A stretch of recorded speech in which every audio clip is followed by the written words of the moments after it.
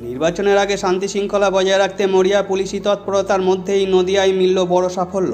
মঙ্গলবার রাতে তাহেরপুর থানা এলাকা থেকে আগ্নেয়াস্ত্র, কার্তুজ ও ধারালো অস্ত্রসহ এক যুবককে হাতে নাতে গ্রেপ্তার করল পুলিশ।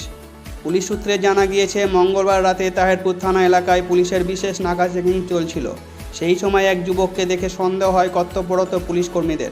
তাকে থামিয়ে জিজ্ঞাসাবাদ শুরু করলে কথাবার্তায় অসঙ্গতি ধরা পড়ে।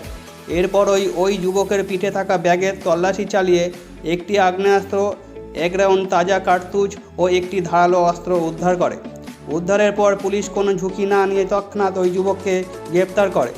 ধৃত যুবক কোথা থেকে এই অস্ত্র নিয়ে আসছিল এবং নির্বাচনের আগে কোনো নাশকতামূলক কাজের পরিকল্পনা ছিল কিনা তা খতিয়ে দেখছে পুলিশ। আজ বুধবার ধৃতকে রানাঘাট বিচার বিভাগীয় আদালতে তোলা হবে।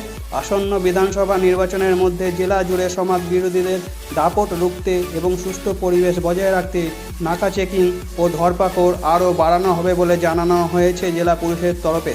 এই অস্ত্র উদ্ধারের ঘটনা সামনে আসার পর সংশ্লিষ্ট এলাকায় নিরাপত্তা ও নজরদারি আরও কয়েক গুণ বাড়িয়ে দেওয়া হয়েছে। নদিয়া থেকে অঞ্জন শুক্লের রিপোর্ট, গৌরবঙ্গ টিভি.com।